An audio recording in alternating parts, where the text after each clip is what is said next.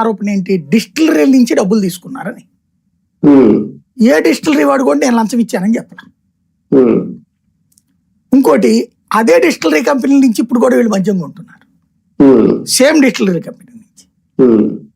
అప్పుడు ఏమని ప్రూవ్ చేయాలి? ఇప్పుడు ఆ డిస్టిలరీ వాళ్ళని అరెస్ట్ చేయాలి లెక్క ప్రకారం, లంచం ఇచ్చినందుకు. తీసుకున్నందుకు జగన్మోహన్ రెడ్డిని అరెస్ట్ చేయాలి.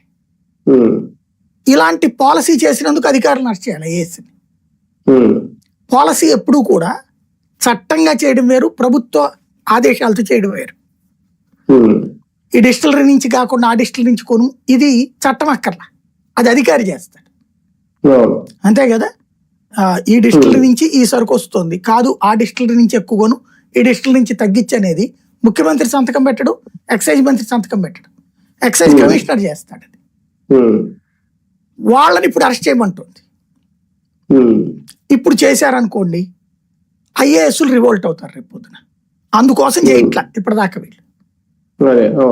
ఫర్ ఎగ్జాంపుల్, తిరుమల తిరుపతి దేవస్థానం శ్యామలరావును అనిల్ కుమార్ సింఘాల్ని వీళ్ళు బదిలీ చేశారు, వేరే శాఖల్లో పెట్టారు, కానీ వాళ్ళ మీద ఎందుకని డిసిప్లినరీ యాక్షన్ తీసుకోవాలా? లెక్క ప్రకారం వీళ్ళు ఉన్నప్పుడే గాళ్ళు ఉంది, వీళ్ళు పెట్టిందే గాళ్ళు ఇద్దరు కూడా. వీళ్ళు పెట్టిన వాళ్ళే తప్పు చేశారని కదా తేలింది. అప్పుడు వాళ్ళ